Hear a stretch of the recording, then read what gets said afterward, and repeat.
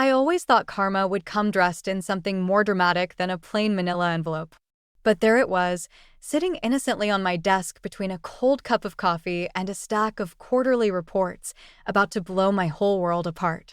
My name is Mallory, Mally to the few people I actually like, and up until about 10 minutes ago, I was having a perfectly ordinary Tuesday at Morton and Associates. The kind where the biggest drama was the office printer jamming for the third time this week. Earth to Mally. Sam's voice cut through my daze. She was perched on the edge of my desk, waving her hand in front of my face. "You've been staring at that envelope like it might bite you." I blinked, realizing I hadn't moved since opening it. The photos inside were scattered across my keyboard, each one a perfect little grenade of betrayal. My sister Chloe and my fiancé Jamie, caught in various moments of intimacy over what looked like weeks, maybe months. "I think I'm going to be sick," I managed, shoving the photos back into the envelope. Sam grabbed it before I could hide the evidence in my drawer. "Holy shit," she whispered, flipping through them. Are these recent?" The date stamp on the back says last week. My voice sounded strange, hollow. "That's the necklace I got Jamie for Christmas." "The one he said he lost?" I nodded, remembering how upset he'd acted, how he'd promised to replace it. How Chloe had comforted me, saying accidents happen. The memory made my stomach turn. My phone buzzed, speaking of the devil. Jamie's face lit up my screen, probably calling about our dinner plans. I let it go to voicemail. "What are you going to do?" Sam asked, still clutching the envelope like it might explode. "Good question. What do you do when you discover your perfect little sister, the family golden child, is sleeping with your fiancé? The same sister who'd spent the last 6 months helping me plan my wedding, who'd cried when I asked her to be my maid of honor." "I should have known," I said, more to myself than Sam. "Remember last month when they both couldn't make it to Dad's birthday dinner? Said they were stuck at work." Sam's eyes widened. "The business trip to Chicago? Probably never happened." The pieces were falling into place now, a sick connect the dots of lies and betrayal. My phone buzzed again, this time with a text from Chloe. "Lunch today? Need your opinion on bridesmaid dresses. Face-blowing kiss." I almost laughed. The audacity was almost impressive. "Don't respond," Sam warned, reading over my shoulder. "Not until we figure out who sent these and what you want to do about it." The envelope had no return address, no note, nothing to indicate who might have wanted me to know the truth. Just the photos, damning in their clarity. "Mom and Dad won't believe it," I said, voicing my biggest fear. "You know how they are about Chloe. She's never done anything wrong in their eyes." Sam snorted. "Yeah, well, these photos tell a different story." My computer pinged with a calendar reminder, wedding venue appointment at 4 p.m. Jamie and Chloe were both supposed to be there, helping me make the final decision. "Cancel it," Sam said firmly. "Tell them you're sick or something. You need time to think." She was right. I needed a plan, needed to figure out how to handle this without looking like the jealous, paranoid sister Chloe always painted me as whenever I questioned her perfect facade. As I reached for my phone to cancel the appointment, another text came through. This one was from an unknown number. There's more where these came from. "Meet me at Riverside Park, 8 p.m. tonight. Come alone." I showed Sam the message, watching her eyebrows shoot up. "Well," she said after a moment, "looks like someone else has a score to settle with the golden girl." I stared at the message, feeling something shift inside me. Maybe it was time the overlooked sister finally took center stage. Riverside Park at night was exactly as sketchy as Sam warned it would be. I sat on a bench near the fountain, watching shadows stretch across the path while my phone buzzed with missed calls from Jamie and Chloe. The irony of them both trying to reach me wasn't lost on me.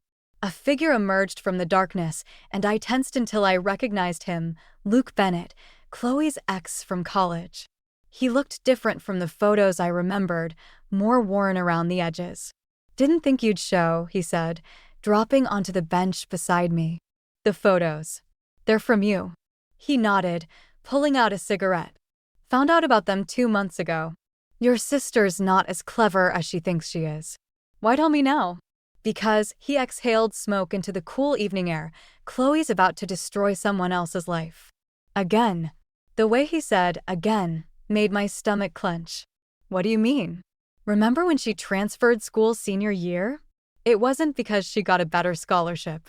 He laughed, but there was no humor in it. She got caught sleeping with her professor's husband. The wife was pregnant. I stood up, needing to move. You're lying. Ask your parents. Oh, wait, he smirked. Let me guess, they don't know. Chloe probably fed them some story about academic opportunities, and they ate it up like everything else she serves them. Before I could respond, my phone rang again. Mom this time. Mally? Where are you? We're all at the house. Jamie said you missed the venue appointment and won't answer his calls. Chloe's worried sick. I could hear voices in the background, Dad's low rumble, Chloe's theatrical sniffling, Jamie's measured tones trying to sound concerned. I'm fine, I said, watching Luke's knowing expression. Just needed some air. Well, come home right now. We're having a family dinner, and we need to talk about this wedding venue situation. Of course. Chloe had already rallied the troops. I could picture it perfectly, her tears, my parents' concern, Jamie's confusion. The same dance we'd been doing since childhood. I'll be there soon, I lied, hanging up. Luke stood, dropping his cigarette and crushing it under his heel. They're all at your parents' place? I nodded. Perfect timing then. He pulled out his phone, showing me a video. Caught this at the Grand Hotel last week. Might want to crash that family dinner with it. The video showed Jamie and Chloe in the hotel bar, looking very much like a couple. Not just lovers sneaking around, they were comfortable, public, his arm around her waist as they laughed with other people I didn't recognize. They're not even trying to hide it anymore, Luke said quietly. Except from you. My phone buzzed with a text from Chloe, please come home. Everyone's worried. Whatever you're thinking, you're wrong. Let me explain. Why are you helping me? I asked Luke, still staring at the text. Because someone needs to stop her. And because, he hesitated, I'm not the only ex with stories to tell. Check your email later. I've collected quite a few testimonials.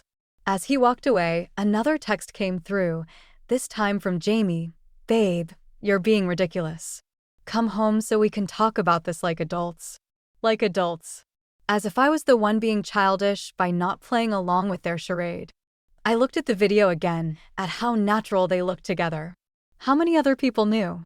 How long had I been the only one not seeing what was right in front of me? My phone rang once more, Dad this time. I let it go to voicemail, already knowing what he'd say. How I was overreacting, how I needed to be more understanding of my sister, how disappointment colored his voice whenever I didn't fall in line. But something was different now. The weight of Luke's revelations, the video evidence. The years of doubts suddenly crystallizing into certainty, it all felt like armor forming around my heart. I texted Sam, ready for phase 2? Her reply was immediate, hell yes. Want me to create a scene at dinner? I smiled, feeling a plan take shape. No, I have a better idea. How fast can you get those photos printed on canvas? Like, wedding present size. The canvas prints arrived just as I was reading through Luke's email dump. 3 hours of scrolling through messages from Chloe's past, spurned lovers, betrayed friends. And one particularly vindictive former roommate had left me feeling hollow. The pattern was always the same. Gain trust, take what she wanted, move on to the next target. Sam helped me carry the oversized prints into my parents' house. We'd waited until everyone would be there for Sunday dinner, Mom's mandatory family tradition that suddenly felt like the perfect stage for what I was about to do. You sure about this? Sam whispered as we propped the wrapped canvases against the wall. Before I could answer, Chloe's voice rang out from the kitchen. Mally? Is that you? Just in time for dinner, Mom called. And you brought Sam. Wonderful. The forced cheerfulness in her voice told me they'd been talking about me. Probably diagnosing my emotional issues again, like they did when I tried to warn them about Chloe's involvement in my last breakup. Jamie was there too, looking uncomfortable but trying to act normal. He moved to kiss me, but I stepped back, watching hurt flash across his face. Good. What are those? Dad asked, nodding at the wrapped canvases. Early wedding presents, I said, keeping my voice steady. I thought everyone might want to see them before the big day. Chloe's face went pale. She knew. Of course she knew. But she didn't expect me to do anything about it I never had before. Oh, how lovely, Mom exclaimed, already moving to unwrap them. Jamie, come help with this.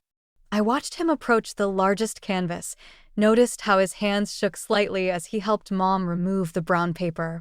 The room went silent as the image was revealed, Jamie and Chloe at the Grand Hotel, his arms around her waist, both of them laughing. What is this? Dad demanded, while Mom just stood there, hand over her mouth. There's more, I said, unwrapping the second canvas, them kissing outside his office building. And the third, entering her apartment building at midnight, his hand on the small of her back. These are obviously fake, Chloe said quickly, but her voice wavered. Someone's trying to cause trouble.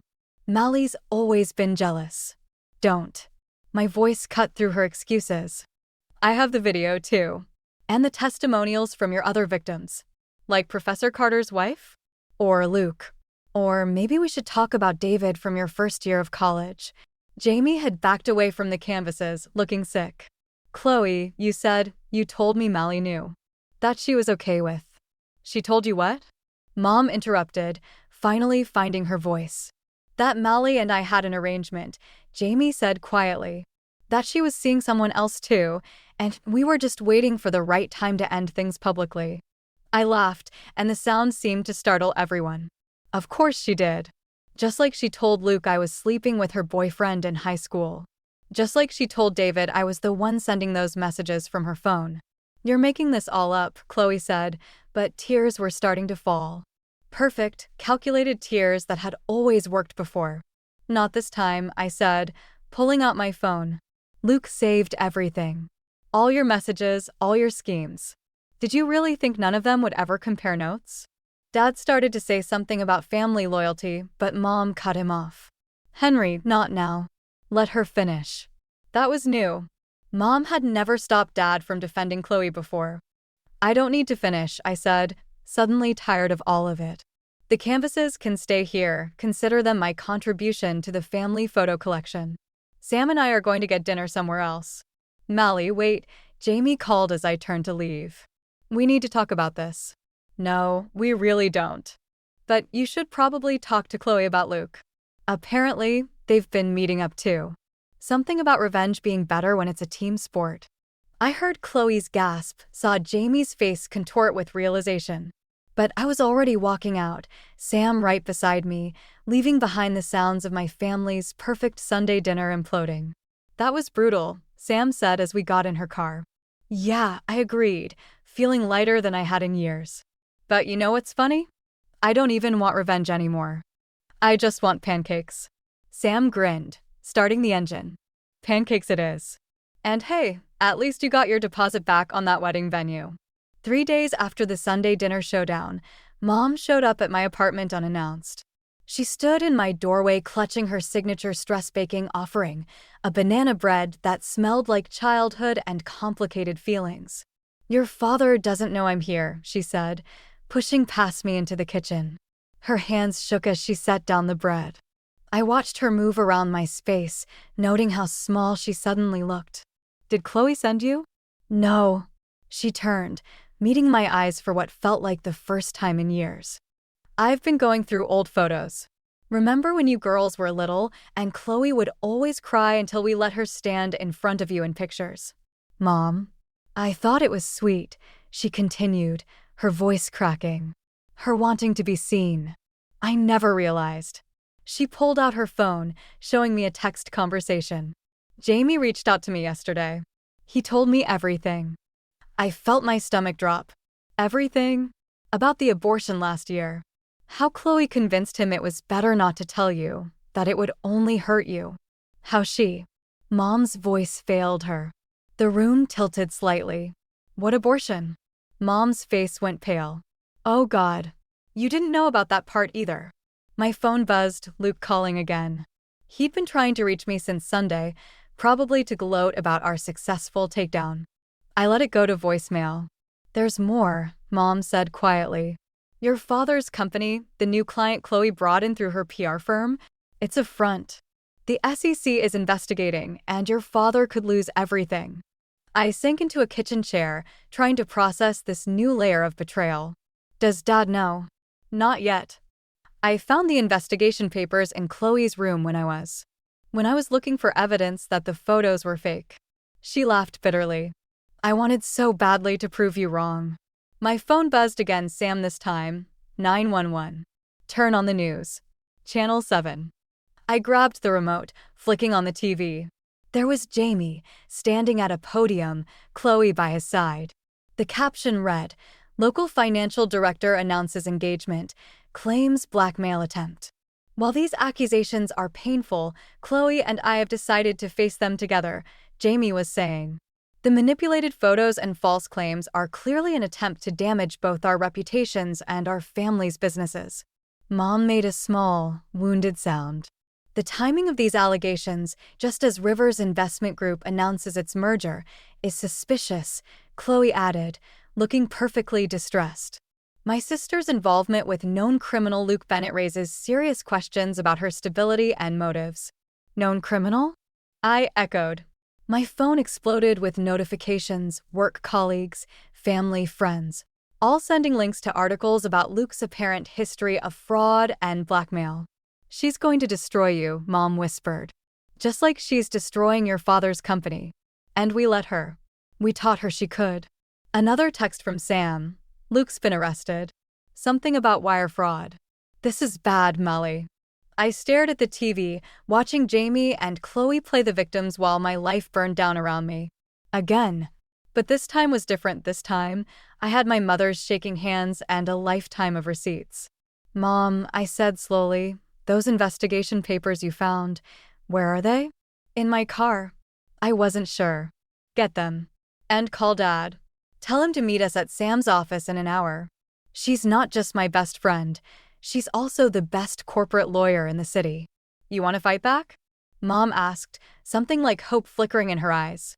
I looked at the TV again, where Chloe was now crying perfectly timed tears about her sister's betrayal. No. I want to stop fighting altogether. It's time to end this. My phone buzzed one more time, a text from an unknown number. Smart girl, getting your mother on your side. But are you sure she's telling you everything? Ask her about the trust fund. I deleted the message without showing Mom. Some truths could wait. Right now, we had a different battle to fight, and for once, I wasn't going to be the only one standing on the front lines. The email from Human Resources arrived while I was sitting in Sam's office, watching her dissect the SEC investigation papers. Temporary leave of absence, they called it. Corporate speak for your family drama is bad for business. They can't do this, Sam said, reading over my shoulder. It's constructive dismissal. They just did. I closed my laptop, feeling oddly calm. Apparently, my recent behavior and connection to ongoing investigations make me a liability. Sam's phone buzzed, another message from her contact at the SEC. Her face darkened as she read it. Chloe's been busy. The fake company she brought to your dad's firm? It's connected to 3 other investment scams. And guess whose signature is on all the paperwork? Dad's. And yours. The calm shattered. That's impossible. I never. Remember those partnership documents you signed last Christmas? The ones Chloe said were for Dad's retirement planning. My hands started shaking. She wouldn't. She did. Sam pulled up a document on her screen. Your signature's on everything. If this goes south, you're looking at federal charges. A knock at the door made us both jump. It was Dad, looking older than I'd ever seen him. The board's suspending me, he said without preamble. Pending investigation. His eyes met mine. Did you know? About any of this? Before I could answer, my phone lit up with a text from Chloe. Coffee? We need to talk. Just sisters. Please? Don't, Sam warned, seeing my expression. It's a trap. Of course it is. I stood up, grabbing my coat. But I'm done playing defense. Dad caught my arm. Molly, wait. There's something else. Your mother. She knew about some of this. The trust fund, the fake companies. She was trying to protect Chloe, but not me. The laugh that escaped sounded foreign, even to my ears. Shocking. Sam tried to stop me again, but I was already moving.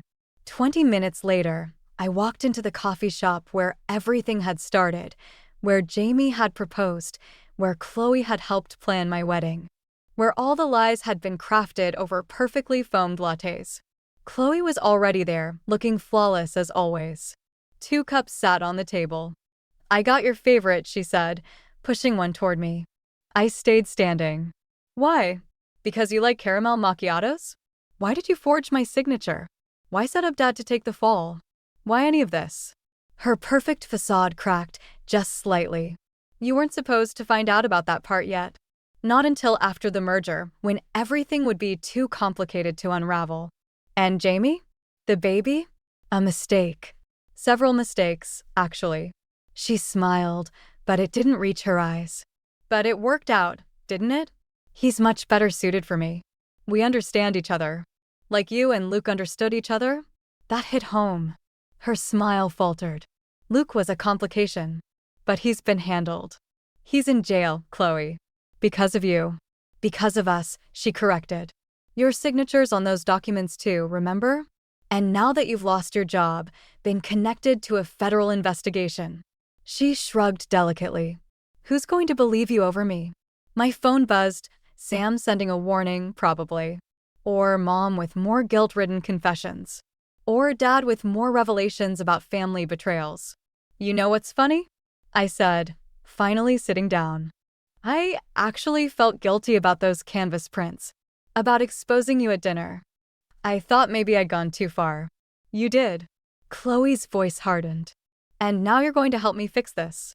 Sign these." She pulled out a folder, and everything goes away. "The investigation focuses on Luke, Dad's company survives, and you. You get to walk away clean." I opened the folder, read the first page. Confession. Conspiracy. My name in bold letters, ready to take the blame. "And if I don't?" Her smile returned, razor sharp. "Then I guess we'll see who Mom and Dad believe." Again. I reached for my coffee, letting my hand brush against my phone, where Sam's last text glowed. Got it all on record. Signal when ready. The game wasn't over yet. Not by a long shot. The police station smelled like stale coffee and broken promises. I sat in the interview room, staring at my reflection in the two-way mirror while Detective Martinez read the charges again. Financial fraud. Conspiracy. Wire fraud. And now potential involvement in Lucas Bennett's disappearance. She paused, letting that sink in. "That's a lot of trouble for someone with no prior record, Miss Rivers." Luke was missing. Had been for 12 hours since right after my coffee with Chloe. The timing wasn't subtle. "My client won't be answering any questions," Sam said, her lawyer voice sharp enough to cut glass. But I could see the worry in her eyes. My phone sat on the table, screen dark. No calls from Mom or Dad since they'd posted bail. No messages from Jamie, who was probably too busy doing damage control with Chloe at his side. Just one text from an unknown number. "Sorry, Molly. She made me do it." The door opened and Chloe walked in like she owned the place. Designer suit, perfect makeup, concerned sister face firmly in place. "Officer, I need to speak with my sister." Her voice wavered just enough to seem genuine. "Please, this is all a horrible misunderstanding." "Don't," Sam warned, but Detective Martinez was already standing. 5 minutes, she said, leaving us alone. Chloe waited until the door clicked shut. "You should have signed the papers." "Where's Luke?" "Probably halfway to Mexico by now, with enough evidence to bury you and Dad." She sat down, smoothing her skirt. "But it doesn't have to stick. Just confess to orchestrating the fraud scheme, say Luke helped you, and this all goes away. And you get everything." Again. "I already have everything, Molly. Jamie, the company, Mom and Dad's trust. What exactly are you fighting for?" The truth hit like a physical blow. She was right. I'd lost my job, my fiancé, my family's faith. Even my freedom was hanging by a thread. "Did you ever love me?" The question slipped out before I could stop it. "Even when we were kids?" Something flickered across her face, pain, maybe, or just a better performance. You were always so good. So perfect. Dad's reliable daughter. Mom's sensible one. Even when they favored me, they respected you. That's not an answer. No, it's not. She stood up, straightening her jacket. The DA is offering a deal. 5 years, maybe less with good behavior. Think about it. As she reached for the door, I said, the trust fund papers. She paused. What about them? Mom's signature. It wasn't just forged, was it? She actually signed them, knowing what you were doing. Chloe's smile was almost gentle. Now you're asking the right questions. Shame it's too late. The door opened again, Detective Martinez returning with a new file. Miss Rivers, we've found some additional documents we'd like to discuss. Sam leaned forward, but I barely heard her legal objections. My phone had lit up with a message from Mom. I'm so sorry, sweetheart. I thought I was protecting both of you. Another text followed immediately. Check the old beach house. 3rd floorboard from the window in your room. I kept everything. I looked up through the two-way mirror, knowing Chloe was watching from the other side. For the first time since this started, I saw the whole board clearly, every move, every manipulation, every carefully placed piece. Detective, I said, cutting off Sam's legal arguments, I'd like to make a statement. Mally, don't. Sam started, but I squeezed her hand. Not about the charges. I met Detective Martinez's eyes. About what really happened the night Luke Bennett disappeared, and about a series of documents hidden at my family's beach house that might interest the SEC. My phone buzzed one final time. Chloe, you wouldn't dare. I smiled at the mirror, knowing she could see me. Some games you win by flipping the board. Detective, I said, let me tell you about my perfect little sister. The beach house looked exactly the same, weathered gray shingles, creaking porch steps, and 25 years of secrets hidden beneath its floorboards. I found what Mom had stashed away in less than 10 minutes. The evidence that would save Dad's company and my freedom, but destroy what was left of our family. Detective Martinez was waiting in the kitchen when I came down, files in hand. Your sister's here, she said quietly, with your parents and Mr. Hughes. Of course they were. The final act needed its full cast. I walked into the living room, where time seemed to have frozen. Mom perched on the edge of the sofa, Dad standing behind her like a guard. Jamie lurked by the window, while Chloe stood in the center of the room, perfectly positioned as always. Found what you were looking for? Chloe asked, her voice steady despite her pale face. I dropped the files on the coffee table. Everything. The original trust documents. Dad's forged signatures. The fake company paperwork. Even your old phone with all those threatening texts to Luke. Luke's fine, by the way, Detective Martinez added from the doorway. We found him at a motel outside of town. He's been quite cooperative. You set me up, Chloe said, realization dawning. The coffee shop. The confession. You knew Mom would tell me about the beach house. I learned from the best. The words tasted bitter. You taught me how to play the long game, remember? All those years watching you manipulate everyone around you. Mally, Dad started, but Mom touched his arm, stopping him. Let them finish, she whispered. Jamie pushed away from the window. I should go. Stay. My voice cracked like a whip. You helped create this mess. You get to watch it burn. It wasn't supposed to go this far, Chloe said, her perfect facade finally cracking. The company deal, the fraud, that was Luke's idea. I just wanted. What? Everything I had? Again. I wanted to matter. She was crying now, real tears this time. You were always the responsible one, the successful one. Even when they favored me, you were the one they respected. I just wanted to prove I could be better. By destroying everything I cared about? By being seen. Her voice rose, decades of insecurity spilling out. Do you know what it's like living in your shadow? Perfect Mally, who never makes mistakes, never needs help, never. Stop.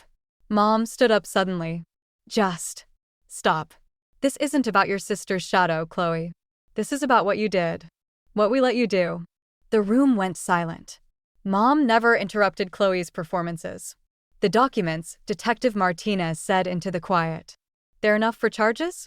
I nodded, not taking my eyes off Chloe. Everything the SEC needs. Plus evidence of Luke's involvement and Jamie's knowledge of the fraud.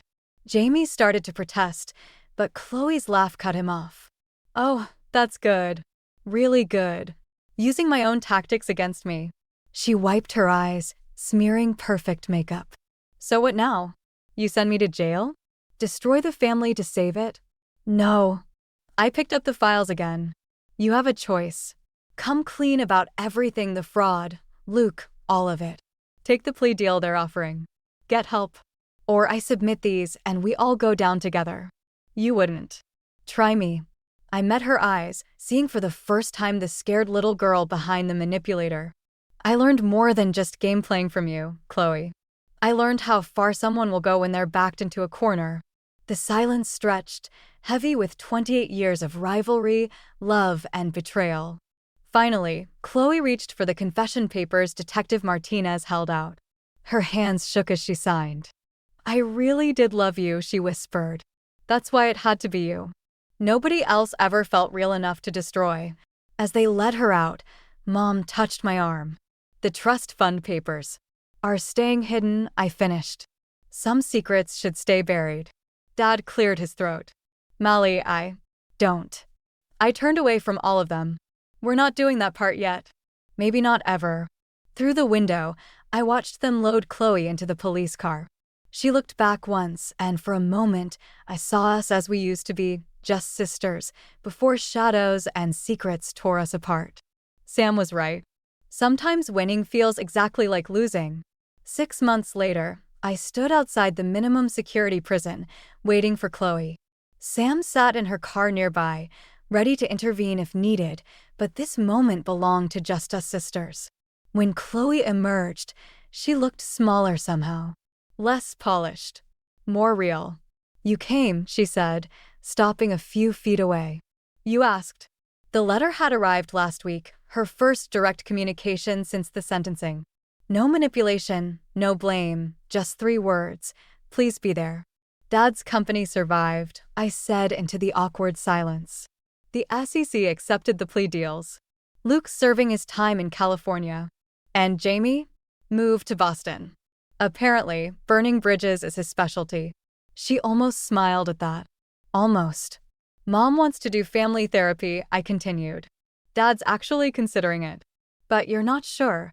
It wasn't a question. I shrugged, watching a guard change shifts in the distance. I'm learning to live without certainty. It's surprisingly peaceful. Chloe shifted her small bag of belongings from one hand to the other. I have something for you. They let me keep it. She pulled out a creased photograph, us as kids, gap-toothed and grinning, my arm around her shoulders. Halloween, I remembered. You wanted to be the princess, but you gave me the crown because I was sick. The only time I ever put you first. Her voice cracked. I found it in an old magazine in the prison library. Someone did a story on Dad's company years ago. We were in the background. I took the photo, feeling its worn edges. Why did you keep it? To remind myself that we weren't always this. She gestured vaguely between us. That maybe we don't have to be. A car horn honked Mom and Dad pulling up.